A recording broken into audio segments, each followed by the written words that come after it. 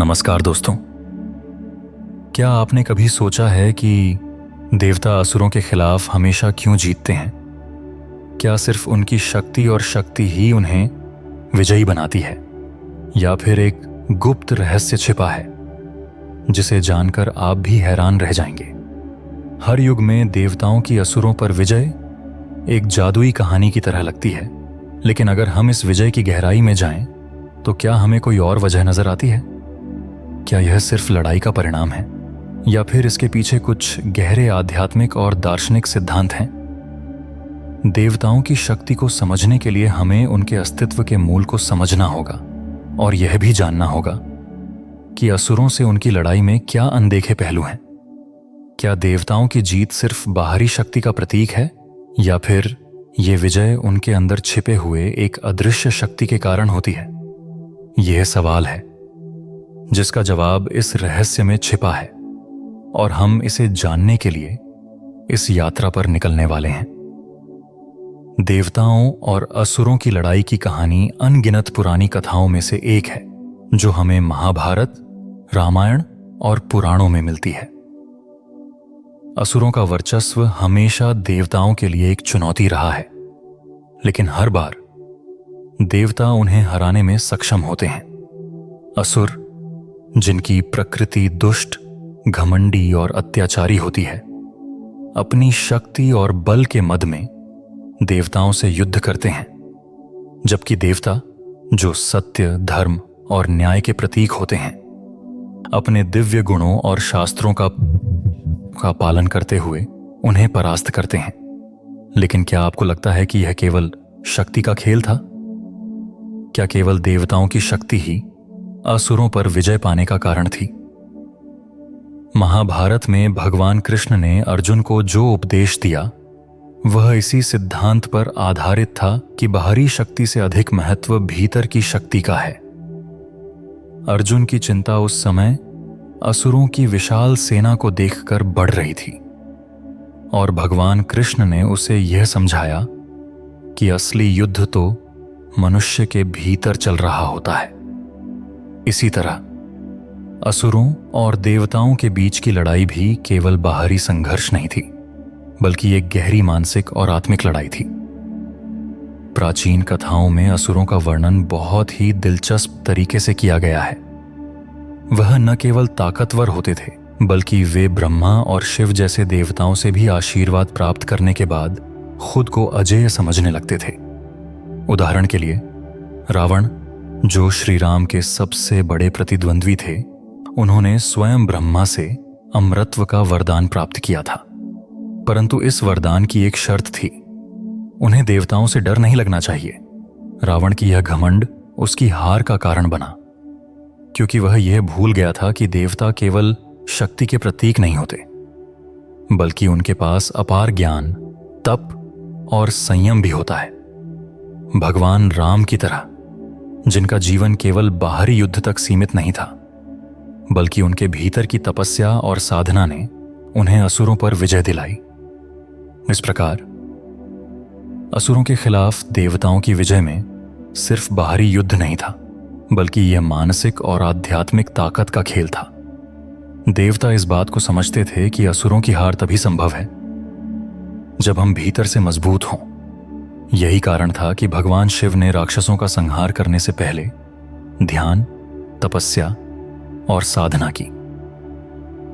इसी तरह भगवान कृष्ण ने महाभारत में अर्जुन को यह सिखाया कि बाहरी शक्ति और सामर्थ्य महत्वपूर्ण नहीं है, बल्कि हमें अपने भीतर की शक्ति को पहचानना और उसे सही दिशा में इस्तेमाल करना आता है। दूसरी ओर असुरों की मानसिकता पूरी तरह से उल्टी थी। वे अपनी शक्ति के घमंड में अपनी विनाशक प्रवृत्तियों को बढ़ावा देते थे।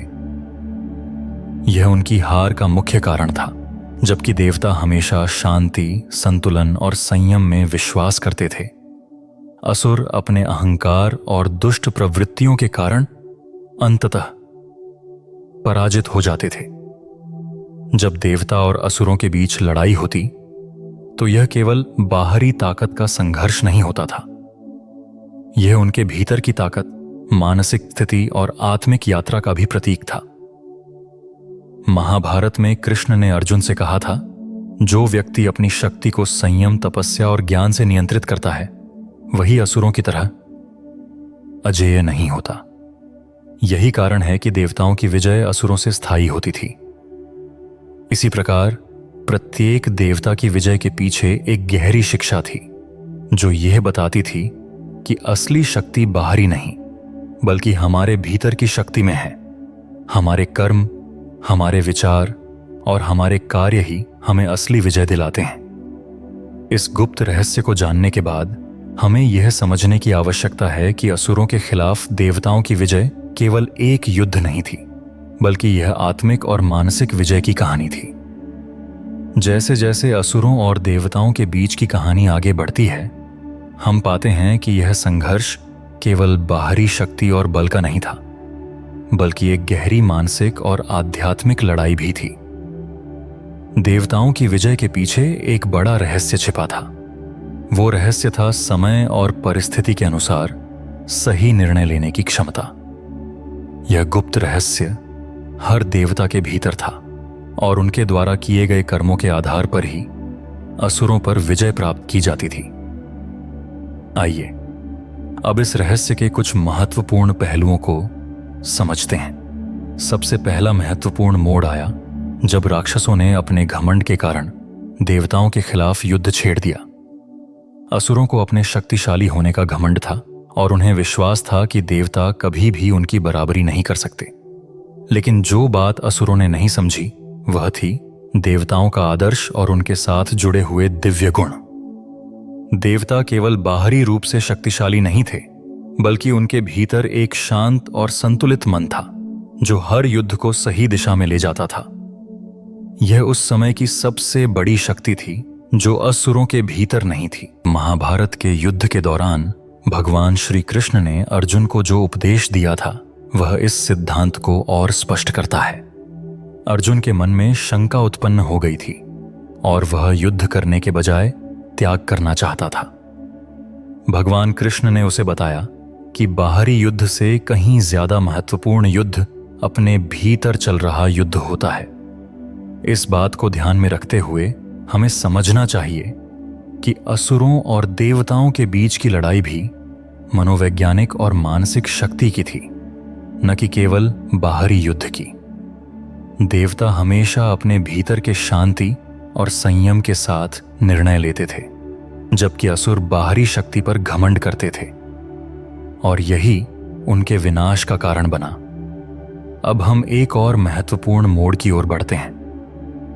राक्षसों के बीच की एक विशेषता यह थी कि वे हमेशा देवताओं से शक्ति प्राप्त करने के लिए यज्ञ और तप करते थे। उदाहरण के लिए रावण ने भगवान शिव से महाशक्ति प्राप्त करने के लिए घोर तप किया था, लेकिन वह नहीं जानता था कि शक्ति का सही उपयोग क्या होता है।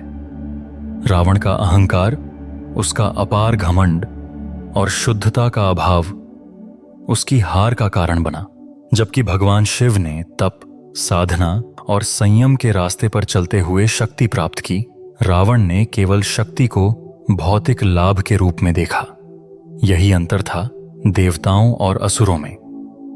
देवता अपनी शक्तियों का प्रयोग ब्रह्म के साथ सटीक रूप से करते थे, जबकि असुर उसे केवल अपना वर्चस्व बनाने के लिए इस्तेमाल करते थे। रावण की कहानी से एक और अहम सबक लिया जा सकता है। रावण के पास कोई कमी नहीं थी। वह एक महान योद्धा था। उसे अपनी शक्ति का पूरा एहसास था और वह ब्रह्मा से मिले वरदान के कारण अजेय भी था, लेकिन उसके अहंकार ने उसे विनाश की ओर ले जा दिया। श्री राम, जो एक आदर्श व्यक्तित्व थे, उनका युद्ध रावण से केवल बाहरी लड़ाई नहीं था, वह एक मानसिक संघर्ष था जिसमें रावण के अहंकार को हराना था। श्री राम की शक्ति उनके संयम, भक्ति और सत्य के प्रति समर्पण में थी। यही कारण था कि श्री राम ने रावण को पराजित किया। असल में रावण के भीतर की शक्ति उसकी विनाशकारी प्रवृत्तियों के कारण उसका आंतरिक युद्ध था और श्री राम की शक्ति सत्य, अहिंसा और धर्म के रास्ते पर चलने में थी। यही कारण था कि भगवान राम ने रावण के खिलाफ युद्ध जीता। आते हैं भगवान कृष्ण की ओर। जब देवताओं को असुरों से संकट आता था तब कृष्ण का अवतार होता था। कृष्ण का अवतार असुरों के खिलाफ लड़ाई का सबसे महत्वपूर्ण तत्व था। उनका संघर्ष कभी भी केवल शक्ति का नहीं था, बल्कि वह संघर्ष आंतरिक संतुलन और सही समय पर सही निर्णय लेने का था। भगवान कृष्ण ने गीता में कहा, जो व्यक्ति अपने कर्मों में निस्वार्थ होता है वही सच्चा विजयी होता है। कृष्ण ने अर्जुन को बताया कि युद्ध केवल एक बाहरी कार्य नहीं है, बल्कि यह आत्मिक और मानसिक शक्ति का भी प्रदर्शन है। उनकी यह शिक्षा असुरों और देवताओं के बीच के युद्ध को और भी गहरा कर देती है, क्योंकि यह केवल बाहरी शक्तियों की बात नहीं थी, बल्कि यह एक गहरी आत्मिक यात्रा थी। इतिहास से यह निष्कर्ष निकलता है कि असुरों की हार का कारण उनके अहंकार और उनके दुष्ट विचार थे। वे हमेशा अपनी शक्ति का इस्तेमाल गलत दिशा में करते थे। दूसरी ओर देवताओं ने अपनी शक्ति का उपयोग अपनी आत्मिक और मानसिक वृद्धि के लिए किया, जिससे उन्हें असुरों पर विजय प्राप्त हुई। देवताओं की यह शिक्षा आज भी हमारे जीवन में प्रासंगिक है। यदि हम अपने विचारों, कर्मों और आस्थाओं को सही दिशा में रखें तो हम किसी भी चुनौती का सामना करने में सक्षम हो सकते हैं। जैसे जैसे देवताओं और असुरों के बीच का संघर्ष अपने चरम पर पहुंचता है, कहानी का सबसे बड़ा मोड़ सामने आता है। देवताओं के पास बहुत सारी शक्तियां थीं, लेकिन असुरों का अहंकार और उनकी विनाशकारी प्रवृत्तियां अंत में उनका सबसे बड़ा दुश्मन बन गईं। अब इस मोड़ पर जब सच्चाई सामने आ रही थी, तो देवताओं के भीतर एक ऐसी अदृश्य शक्ति थी जिसे असुर कभी समझ नहीं पाए थे। वह थी सत्य और धर्म की शक्ति। असुरों की सबसे बड़ी गलती यही थी कि वे अपनी शक्तियों का उपयोग अपनी खुद की भलाई के लिए करते थे, जबकि देवता अपनी शक्तियों का उपयोग ब्रह्मा और विष्णु के आदेशों को पालन करने के लिए करते थे। देवताओं का उद्देश्य कभी भी केवल अपनी सत्ता स्थापित करना नहीं था, बल्कि वे हमेशा धर्म, सत्य और शांति की स्थापना के लिए लड़ते थे। यही वह अंतर था जो असुरों को हार की ओर ले गया और देवताओं को विजय दिलवाया। महाभारत की कथा के माध्यम से हम इस युद्ध के अंतिम परिणाम को समझते हैं। जब भगवान श्री कृष्ण ने अर्जुन को गीता का उपदेश दिया, तो उन्होंने अर्जुन से कहा कि सफलता केवल बाहरी युद्ध में नहीं, बल्कि आंतरिक युद्ध में भी मिलती है। अर्जुन का मन अशांत था। उसे न चाहते हुए भी युद्ध में भाग लेना पड़ा। कृष्ण ने उसे समझाया कि वह युद्ध नहीं, बल्कि अपने कर्मों को सही दिशा में मार्गदर्शन दे रहा है। यही थी असुरों और देवताओं के बीच की मुख्य लड़ाई, आंतरिक संतुलन और सही कर्मों की लड़ाई। इस बात का एक उदाहरण हमें रावण और श्री राम के युद्ध से भी मिलता है। रावण के पास अपार शक्ति थी, लेकिन उसका अहंकार, उसकी विनाशकारी प्रवृत्तियां और उसके गलत निर्णय उसे अंततः हार की ओर ले गए। दूसरी ओर श्री राम ने अपने सत्य, धर्म और आस्था के मार्ग पर चलते हुए रावण को पराजित किया।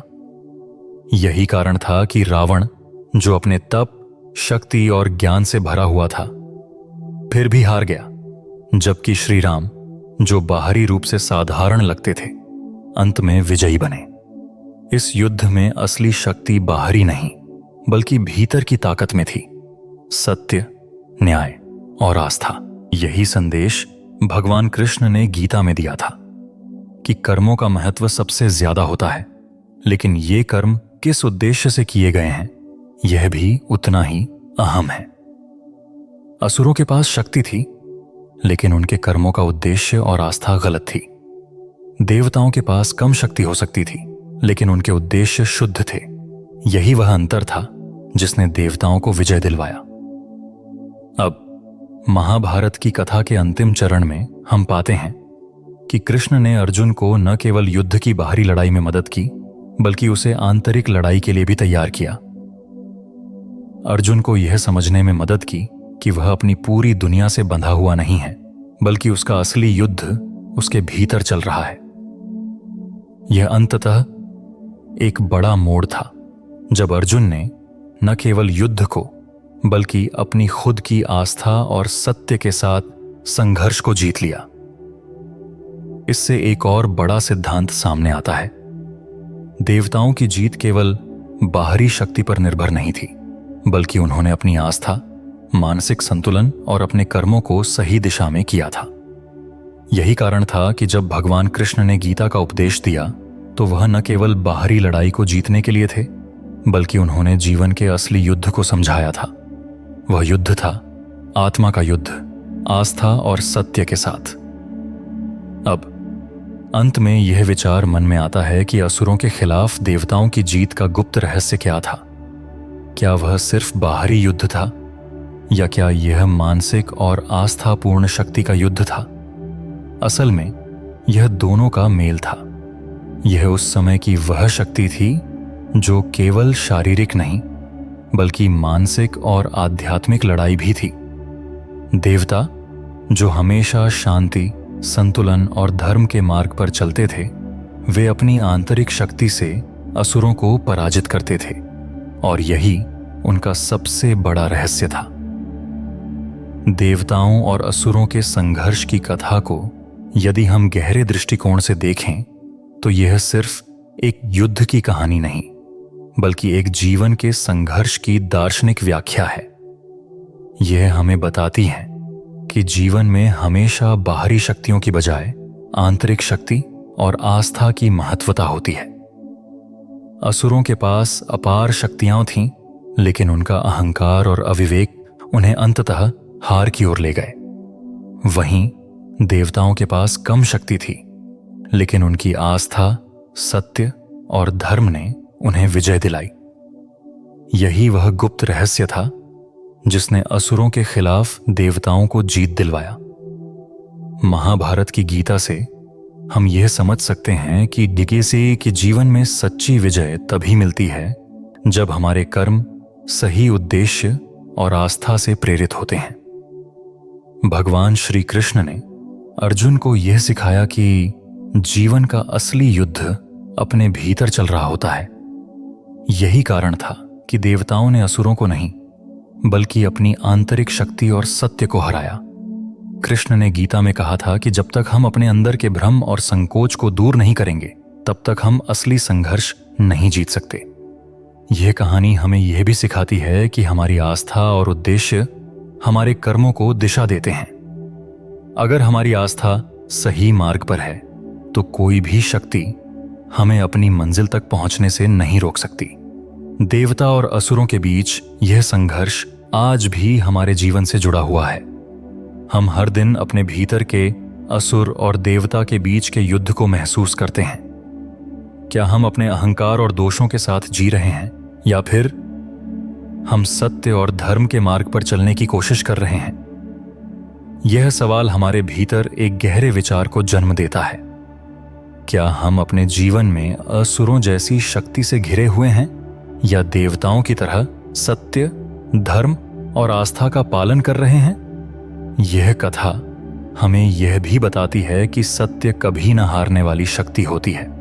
चाहे असुर कितने भी शक्तिशाली क्यों न हो, अंत में सत्य की विजय ही होती है।